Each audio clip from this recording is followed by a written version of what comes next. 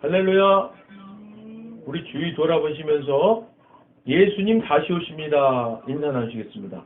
예수님 다시 오십니다. 예수님 다시 오십니다. 예수님 다시 오십니다. 오늘은 누가복음 9장 23절 말씀을 중심으로 지금 즉시 지하교회를 준비하라. 이와 같은 제목으로 신년 감사주일 말씀의 은혜를 나누고자 합니다. 사랑하는 여러분, 오늘은 2022년 새해 첫 주일 예배입니다. 새로운 한 해를 맞이할 때에는 누구든 뭔가 새로운 것을 기대하게 되고 지난 한 해를 돌아보면서 아쉬운 점들을 떠올리게 되는 것 같습니다. 특히 우리 크리스천들은 이런 것들을 영적으로 돌아보고 기대하는 자세가 필요하겠죠. 그런 면에서 볼 때 지난 한 해는 우리들에게 아주 큰 위기이자 기회였던 한 해였지 않았나 싶습니다. 위기라는 측면에서 보면 우리는 전에는 전혀 경험하지 못했던 전대미문의 코로나 팬데믹 상황에서 그동안 교회 가는 것, 예배 드리는 것, 신앙의 자유라고 말할 수 있는 것들이 전적으로 내가 결정하고 내가 하고 싶으면 언제라도 자유롭게 내 의지대로 할 수 있는 것이라고 알았던 것들이 갑자기 코로나 방역이라는 이유로 정부가, 권력이 이 부분에 개입하여 해라, 말하라 할 수 있는 영역이 될 수도 있다는 생각을 하게 만든 그런 한 해였습니다. 한국 교회들은 대한민국 건국 이후 비록 군사정권, 독재정권일 때에도 직접적으로 교회 내부에, 그것도 예배의 자유에 대해 노골적으로 해라, 말하라 라는 탄압을 단 한 차례도 경험해보지 못한 터라 이런 노골적 개입을 처음 경험해본지라 처음에는 다들 선한 마음으로 그것도 이웃사랑이라는 좌파 진영의 워딩에 속아서 이것이 예배의 자유에 대한 탄압인지도 인식하지 못하고 거의 대부분의 교회들은 습진하게 협조하게 되었습니다. 이런 일들을 영적으로 잘 분별할 수 있는 지혜가 부족했던 겁니다. 이것이 영적으로 한국 교회에 큰 위기를 불러온 것입니다. 늦은 감이 없지 않지만 그래도 서서히 위기를 감지한 교회들이 일어나기 시작했죠. 깨어나기 시작했죠. 그랬더니 이제는 또 깨어난 교회들을 오히려 시대를 역행하는 교회들로 몰아가고 있습니다. 이런 말을 한 어느 원로 목회자도 있습니다. 하나님은 코로나라는 바이러스를 통해서 온라인 예배라는 제2의 종교개혁의 대포를 쏘아 올렸다. 사랑하는 여러분, 예배 드려야 합니다. 어떻게든 예배 드려야 합니다. 이런 면에서 온라인 예배는 아주 중요하고도 유용한 예배 수단입니다. 우리가 현장 예배에 나와 예배 드릴 수 없을 때 우리는 온라인 예배라도 함께 예배 드리셔야 합니다. 이미 한국 교회들은 많은 교회들이 현장 예배 실황을 온라인으로 송출하고 있었습니다. 그래서 현장에서 예배 드릴 수 없는 분들은 불가피하게 온라인으로 예배 드리고 있었습니다. 온라인 예배가 어떤 분의 말씀처럼 제2의 종교개혁과도 같은 마치 현장 예배를 대체하고도 남음이 있는 것 같은 현장 예배의 모든 것을 담을 수 있는 대안이 될 수는 없다는 겁니다. 그리고 예배라는 영역은 종교의 자유가 헌법에 보장되어 있는 나라에서는 결코 정치 권력이 해라, 말하라, 어떻게 해라 말할 수 있는 영역도 아니며 말해서도 안 되는 영역인 것입니다. 그런데 지구상에는 예배를 못 드리게 하는 곳들이 있죠. 이런 나라들을 무슨 나라라고 합니까? 종교 박해국가. 특별히 기독교의 예배를 못 드리게 하는 나라들을 기독교 박해국가라고 합니다. 이런 나라들로는 어떤 나라들이 있습니까? 가깝게는 북한이 있습니다. 중국은요. 모든 외국인 선교사들을 추방했습니다. 쿠바도 기독교 박해국가이죠. 모두가 공산주의, 사회주의, 전체주의 국가들입니다. 물론 이슬람 국가들은 기독교로 개종을 금지하고 있죠. 사랑하는 여러분, 대한민국은 이런 나라들과는 엄연히 다른 자유민주주의 공화국입니다. 그런데 우리가 코로나 팬데믹을 겪으면서 예배의 자유를 정치 권력이 해라, 말하라, 어떻게 해라 하는 식으로 아무렇지도 않게 명령하고 있습니다. 자, 그러면 우리나라가 이슬람 국가들처럼 종교와 정치가 하나인 신정 국가가 되려는 건가요? 그건 아니지 않습니까? 어떻게 할 수 있죠?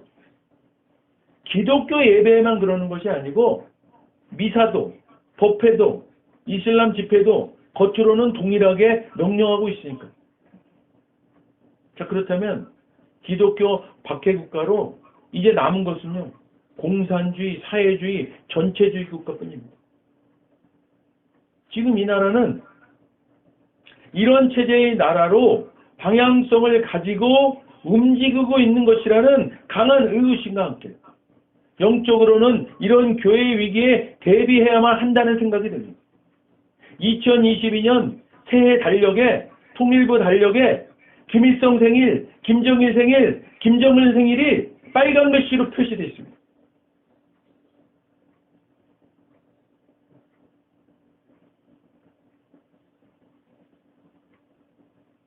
업무를 위해서 필요하다고 변명하고 있어요.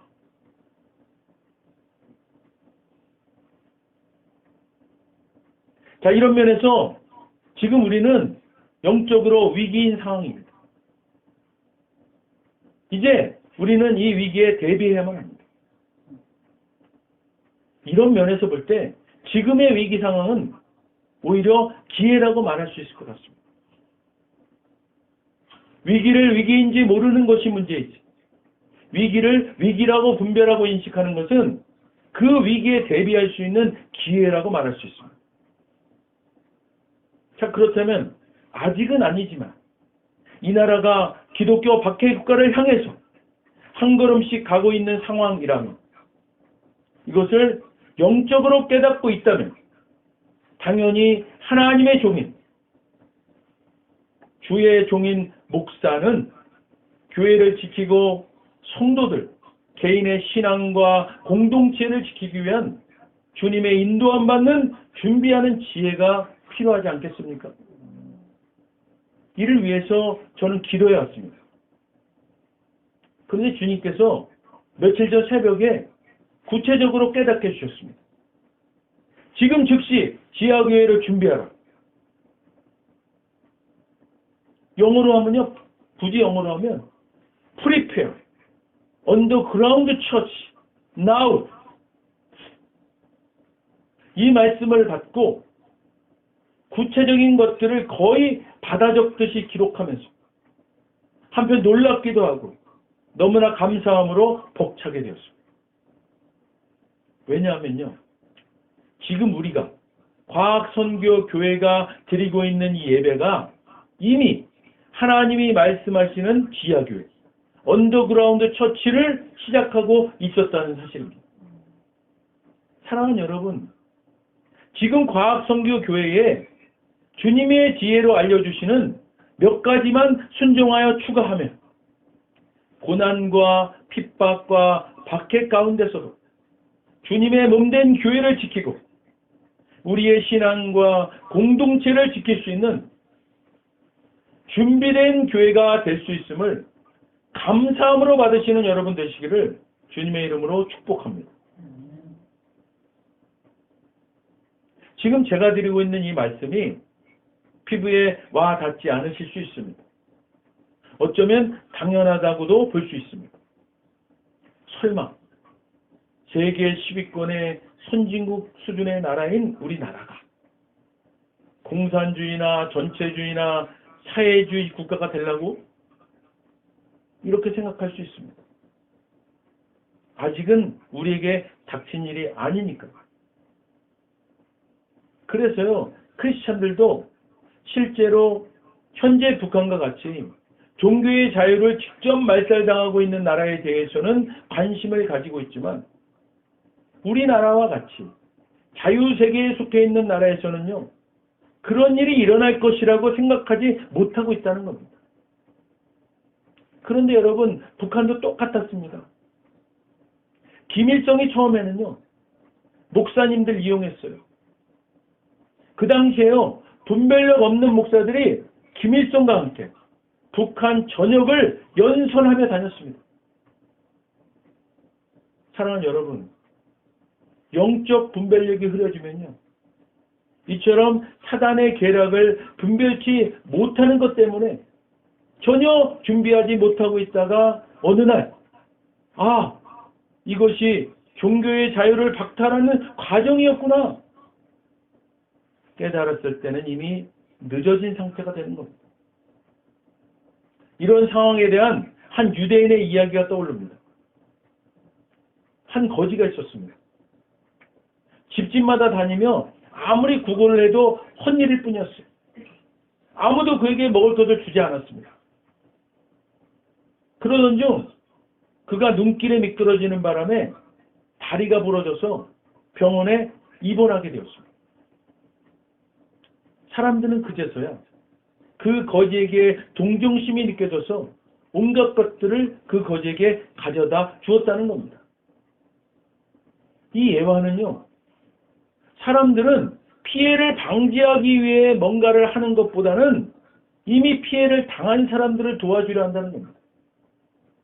사랑하는 여러분, 우리의 소중한 종교의 자유를 박탈당한 뒤에 그때 도움을 기대하시겠습니까? 아니면 우리 스스로 우리의 신앙의 자유를 지키기 위해 미리 주님 주시는 지혜로 준비하시겠습니다.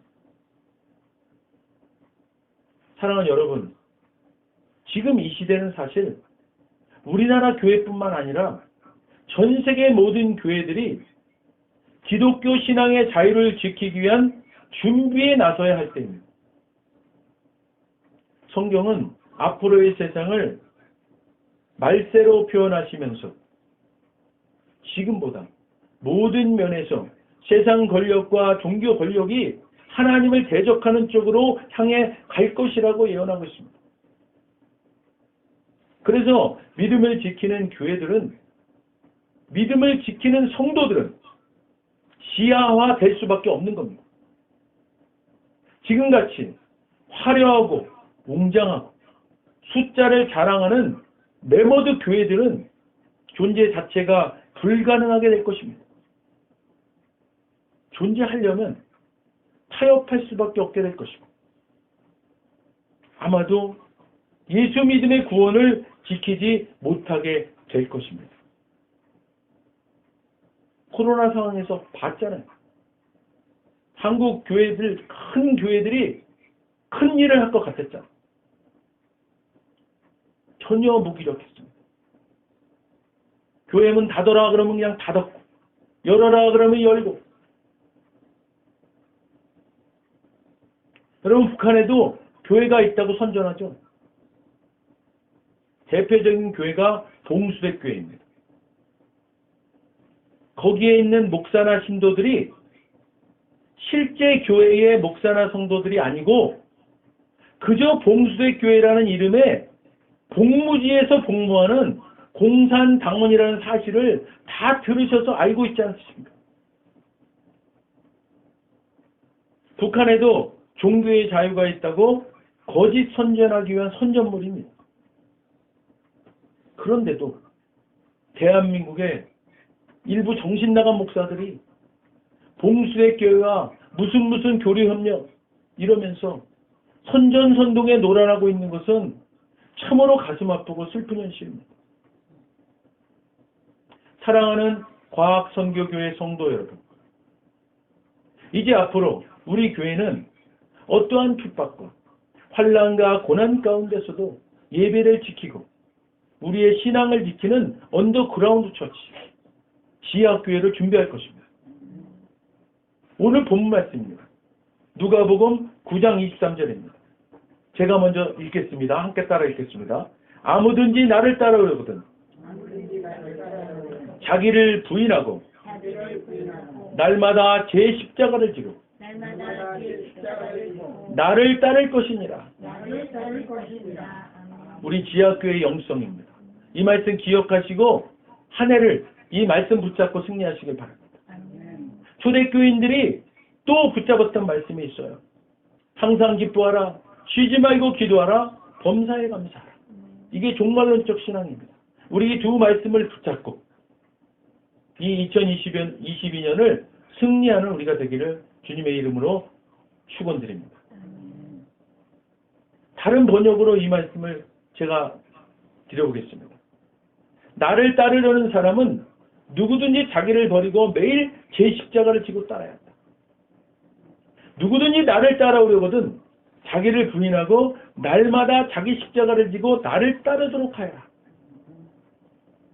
누구든지 내 뒤를 따라오려거든 자기를 부인하고 날마다 자기 십자가를 지고 나를 따라오너라. 누구든지 나를 따라오려거든 자기를 버리고 날마다 제 십자가를 지고 나를 따르라. 현대 번역에는 아주 구체적으로 되어 있습니다. 누구든지 나를 따라오려거든 욕망과 편안한 것들을 다 버리고 날마다 자기 십자가를 지고 나를 따르라. 자기를 부인하는 게 뭐라 그래요? 욕망과 편안한 것.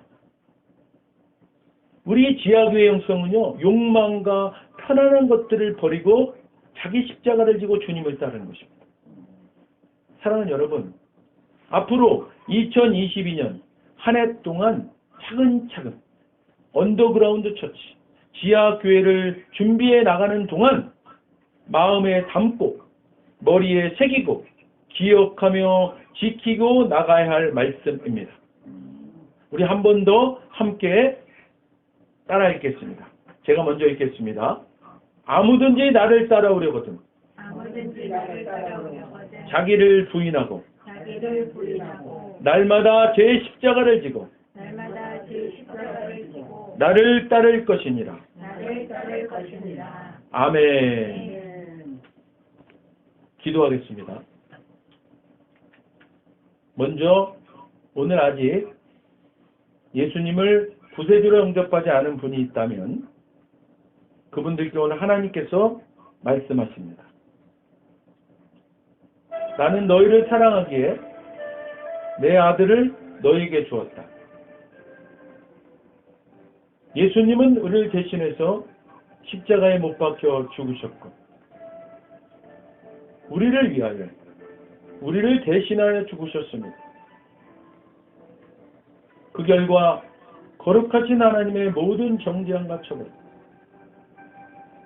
우리가 아닌 대속제물이신 예수님께 떨어졌습니다. 성경에 기록된 바 하나님은 거룩하신 동시에 사랑이십니다. 그래서 우리를 사랑하셨음에도 그의 거룩함을 더럽힐 수 없었죠. 누군가가 대신 죽어야 했습니다. 그래서 영생하시는 예수님께서 보좌에서 내려오사 인간의 아기로 태어나셨죠.